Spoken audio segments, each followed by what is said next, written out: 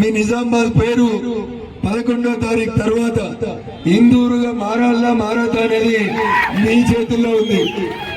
మీ అందరినీ చూస్తే నాకైతే సంపూర్ణమైనటువంటి విశ్వాసం కనబడతా ఉంది. 2026లోనే నిజామాబాద్ పేరు ఏంగా మారుతుంది, దేనిగా మారుతుంది, సపోర్ట్ చేస్తలేరు మాకు, దేనిగా మారుతుంది. ఆ అదృష్టం నిజామాబాద్ కి తొలి మహిళా మేయర్ కాబోతున్నటువంటి, ఇందూరుకి తొలి మహిళా మేయర్ కాబోతున్నటువంటి ఓ ఆడబిడ్డకు దక్కుతుంది. కాబట్టి మా ఆడబిడ్డలంతా గట్టిగా సంఘీభావం చెప్పాల్సిందిగా ఈ సందర్భంగా విజ్ఞప్తి చేస్తా ఉన్నాం. మాటలు చాలా మంది మాట్లాడతారు. ఇందాక అరవింద్ గారు చెప్పారు, రాష్ట్ర ముఖ్యమంత్రి వచ్చి ఏం మాట్లాడిండు, ఆయనకి ఏం మాట్లాడాలో తెలియదు, ఎవరు రాసిద్దుడో కూడా తెలియదు. మున్సిపాలిటీలు మొత్తం మేమే బాగు చేస్తున్నామంటాడు. 2 రోజుల కింద సీతక్క పేపర్లో చెప్పింది, గ్రామ పంచాయతీలకి 250 కోట్లు కేంద్ర ప్రభుత్వం రిలీజ్ చేసినందుకు హర్షం వ్యక్తం చేస్తున్నాను. ఇది రఘునందన్ రావు చెప్పలేదు, సీతక్క చెప్పింది. 2 ఏళ్లకు పంచాయతీలకు ఎలక్షన్ లేకపోతే 10 పైసలు ఈ రాష్ట్ర ప్రభుత్వం రిలీజ్ చేయలేదు. కేంద్ర ప్రభుత్వం దగ్గర నిలువ ఉన్నటువంటి 3,000 కోట్ల రూపాయలు ఎప్పుడెప్పుడు రిలీజ్ అయితే అని ఎదురు చూస్తున్న పంచాయతీలకి నిన్న 250 కోట్ల రూపాయల్ని భారత ప్రభుత్వం నరేంద్ర మోడీ గారి నాయకత్వంలో రిలీజ్ చేసింది. ఈ రాష్ట్రంలో ఉన్న సుమారు 120 మున్సిపాలిటీలలో మా మేయర్లు లేరు, మున్సిపల్ చైర్మన్లు భారతీయ జనతా పార్టీ వాళ్ళు లేరు. అయినా మున్సిపాలిటీలకు వచ్చే నిధులు స్వచ్ఛ భారత్ మిషన్ కింద మొదలు కొట్టే ప్రధానమంత్రి స్వనిధి కింద రోడ్డు పక్కన వ్యాపారం చేసుకున్నటువంటి అక్కా చెల్లెళ్ళ వరకు మున్సిపాలిటీల డెవలప్మెంట్ కు వస్తున్న ప్రతి రూపాయి కూడా కేంద్ర ప్రభుత్వం నుంచే వస్తా ఉంది. కానీ రేవంత్ రెడ్డి గారు మేమే ఇస్తున్నాం అని చెప్తాడు. ఒక్కసారి చెప్పాలి రేవంత్ రెడ్డి గారు, మీరు ముఖ్యమంత్రి అయిన ఈ 2 సంవత్సరాల 3 నెలలలో నిజామాబాద్ కార్పొరేషన్ కి మీరిచ్చిన పైసలన్నీ, భారత ప్రభుత్వం నుంచి నరేంద్ర మోడీ గారు ఇచ్చినటువంటి పైసలన్నీ మేము హనుమంతుని సాక్షిగా మేము చర్చకు సిద్ధంగా ఉన్నాం. చేతనైతే నిజామాబాద్ జిల్లా నుంచే ఉన్నాడు పిసిసి ప్రెసిడెంట్, ఆయనకు రేపు లెక్కలు ఇచ్చి రేపు సాయంత్రం 5 గంటల లోపల పంపిస్తే ఏ చౌరస్తాలైనా సరే మా కార్యకర్తలు ఎవరైనా వచ్చి నీకు సరైన సమాధానం చెప్తారని ఈ సందర్భంగా పిసిసి అధ్యక్షుని కూడా ఈ సందర్భంగా చెప్పదలుచుకున్నాను. మేం చెప్తాం, మా చేతనైతే చెప్పిందే చేస్తాం, బాండ్ పేపర్ రాసిచ్చి చేస్తాం, రాసి ఇవ్వకుండా నోటి మాట కొద్ది కూడా చెప్పి చేస్తాం. మొదటిసారి అరవింద్ గారు పోటీ చేసినప్పుడు పసుపు బోర్డు తెస్తా నిజామాబాద్ కని బాండ్ పేపర్ రాస్తే చాలా మంది ఎకసక్కాలు చేసిరు. ఏమైంది, 5 రోజులు అయిపోయినాయి అన్నారు. 5 రోజులకు వచ్చిందా 5 ఏళ్లకు వచ్చిందా కానీ కొట్లాడి ఢిల్లీలో ప్రతి మంత్రిని కలిసి చివరికి ప్రధానమంత్రిని ఒప్పించి నిజామాబాద్ కి పసుపు బోర్డు చేయడమే కాదు, ఆ పసుపు బోర్డు అధ్యక్షుడికి కూడా, భారతదేశం మొత్తానికి వచ్చినటువంటి పసుపు బోర్డుకి అధ్యక్షుడిని కూడా మీ ఇందూరు బిడ్డనే నియమించుకున్నారు. అది మీ అరవింద్ గారు ఈ పార్లమెంట్ చేస్తున్నటువంటి పని. మేము మాట్లాడి వెళ్ళిపోయే బాపతి అలా కాదు, చెప్పిన మాట కట్టుబడేటోళ్ళం, నిలబడేటోళ్ళం. ఇలా నేను మెదక్కేలు వచ్చి మీ ఎంపీ అరవింద్ గారి సాక్షిగా చెప్తా ఉన్నాను, నిజామాబాద్ మేయర్ పీఠం మీద భారతీయ జనతా పార్టీ అభ్యర్థి కూర్చున్న మరుక్షణం మొట్టమొదటి సర్వసభ్య సమావేశంలోనే నిజామాబాద్ పేరుని ఇందూరుగా మారుస్తామని ఆ అధ్యయన సాక్షిగా చెప్తా ఉన్నాం.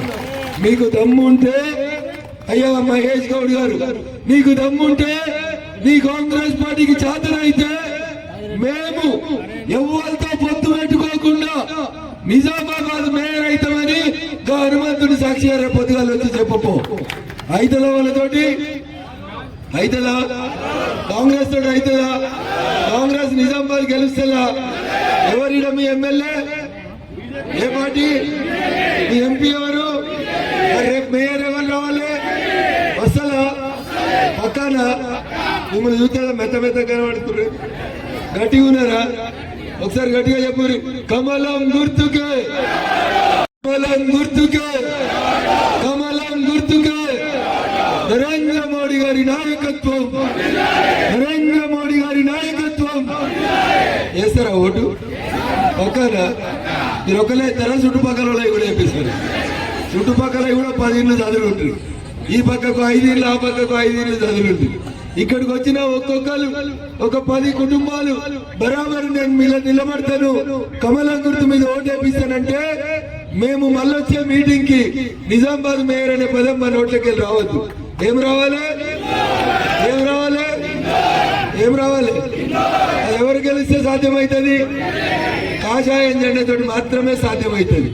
కల్తీ వాళ్ళు గెలిచిరు అనుకో, 2-3 పార్టీల వాళ్ళు కలిసి మేయర్ అయ్యారు అనుకో, అవుతుందా? అది అవుతుందా? మనం తప్పితే ఎవరన్నా ఒక్కలయ్యే అవకాశం ఉందా? ఎవరికన్నా ఉందా? ఒక అవకాశం ఉన్న ఒకే ఒక పార్టీ, ఒకే ఒక జెండా, భారతీయ జనతా పార్టీకి మాత్రమే అవకాశం ఉంది. చలో ఇందూరు బోర్డులను ఏమైతాయి? ఏమైతాయి? హైవే మీద బోర్డులను ఏం మారుతాయి? నిజాం నవాబ్ పాలన అవుతుంది. హిందూ సామ్రాజ్యం, హిందువుల రాజ్యం హిందూరులో మొదలైతుంది అని చెప్పుకోవాల్సినటువంటి పరిస్థితి వస్తుంది. అందుకని ఒకసారి ఆలోచించురి. కసబుల రాజ్యం కావాలా, కాషాయ రాజ్యం కావాలా? ఒకసారి ఆలోచించు. ఏ రాజ్యం కావాలా? కసబు కావాలా? కసబు వాళ్ళు వస్తున్నారు, నిన్న కూడా వచ్చింది, ఇవాళ కూడా వస్తున్నట్టు. కసబుల వారసులు కావాలా, కాషాయ రాజ్యం కావాలా? హిందూరు అనేది మనందరి చేతుల్లో ఉంది. అందుకని దయించి ఊక అరవింద్ గారు 7 ఏళ్ల నుంచి చెప్తూనే ఉన్నాడు, మీకు అందరికి ఇంటనే ఉన్నారు.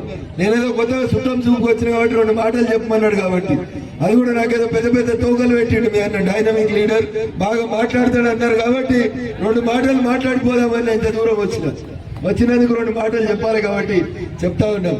రేపు మున్సిపాలిటీలకైనా పంచాయతీలకైనా 10 పైసలు రావాలంటే కాంగ్రెస్ పార్టీ దగ్గర, ఈ రాష్ట్ర ముఖ్యమంత్రి దగ్గర జీతాలే ఇచ్చేందుకు పైసలు దిక్కులేవు.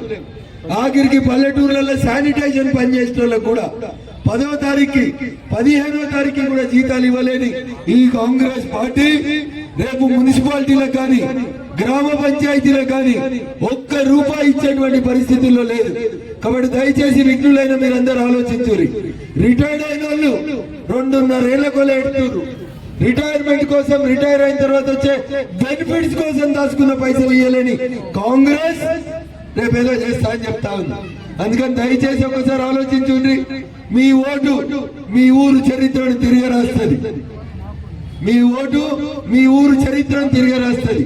చరిత్ర తెలియని వాళ్ళు, పక్కన ఉన్నోడు రాసిస్తే చదివేటోడు దాశరథి నిజామాబాద్ లో పుట్టిండన్నా, దాశరథి నిజామాబాద్ జైల్లో పెరిగిండన్నా మనం అనాల్సి వస్తుంది. అందుకని దయచేసి ఆలోచించురి. ఆయన తెలంగాణ తెలియదు, తెలంగాణ ఉద్యమం తెలియదు, దాశరథి గారి చరిత్ర అంతకంటే తెలియదు. ఏదో నిజామాబాద్ కు వచ్చింది కాబట్టి నిజామాబాద్ జైల గోడలల్లో దాశరథి గారు రాసినటువంటి 2 వాక్యాలు ఉన్నాయని ఎవరో పక్కనున్న పెద్దలు చెప్పుంటారు కాబట్టి దాశరథి ఈయన ఉట్టి పెరిగిండని చెప్పి. ఇది చదువుకున్నవానికి మధ్యలో ఉన్న తేడా.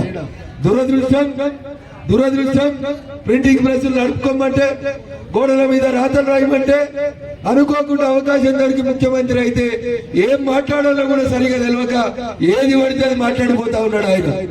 ఇంకొక ఆయన మీ ఊరు ఆయన ఉన్నాడు, ఎన్నడు కౌన్సిలర్ కాలే, ఎమ్మెల్యే కాలే, ఎన్నడు ఎక్కడోడు ఎత్తెక్కినట్టు ఆయన తీసుకొచ్చి PCC ప్రెసిడెంట్ చేసి ఏం మాట్లాడుతున్నా నోటికి వచ్చింది మాట్లాడుతున్నాడు. ముందుగాల ఈ జిల్లా చరిత్ర ఏంది, దాశరథి ఏడ పుట్టిండు, ఎందుకు ముఖ్యమంత్రి తప్పు మాట్లాడిండు, ఒకసారి గదానికి సమాధానం చెప్పాలి PCC ప్రెసిడెంట్ గారు. అందుకని ఇట్లాంటి వాళ్ళని, ఏం తెలియని వాళ్ళను, సీట్లను పైసలకు అమ్ముకునేటోళ్ళకి దయచేసి ఓటేయొద్దు. దేశం కోసం, ధర్మం కోసం, నమ్మినటువంటి కార్యకర్తల సిద్ధాంతం కోసం పనిచేసేటువంటి కాషాయం గుర్తును గెలిపించమని సోదరి శ్రవంతి రెడ్డి గారిని, వైష్ణవి సుధని, అదేవిధంగా మేకల విజయక్క గారిని గెలిపించమని మీ అందరికీ కూడా సవినయంగా వేడుకుంటూ అవకాశం ఇచ్చినటువంటి వేదిక ముందున మీకు అందరికీ కూడా కృతజ్ఞత వందనాలు తెలియజేస్తూ సెలవు తీసుకుంటా ఉన్నాను. జై హింద్, జై భారత్, నరేంద్ర మోడీ గారి నాయకత్వం. జై శ్రీరామ్, జై శ్రీరామ్.